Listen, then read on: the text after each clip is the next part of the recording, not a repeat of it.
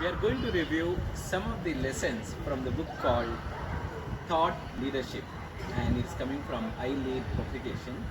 And I'm going to open page number 55, and it talks about six thinking hats. Six thinking hat, as you know, that it is we discussed in the past about Dr. Edward de Bono, and this has slightly different approach this book has taken on six thinking hat.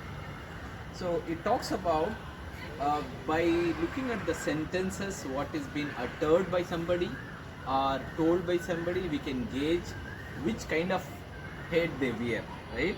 For example, let's see what the fact tell us.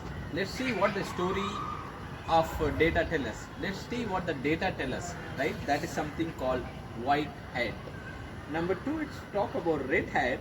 I love the idea of moving to India. Example, right?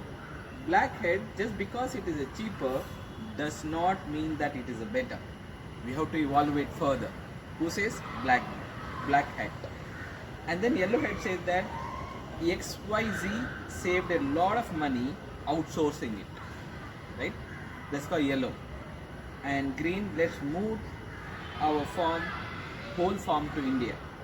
And the last one, blue hat, let's do some failure mode or black hat thinkings and all that. So what we are learning is that people are different, and by looking at the sentences you can easily gauge what type of head they wear, right? That's the lesson we are going to talk about it from the very book as such.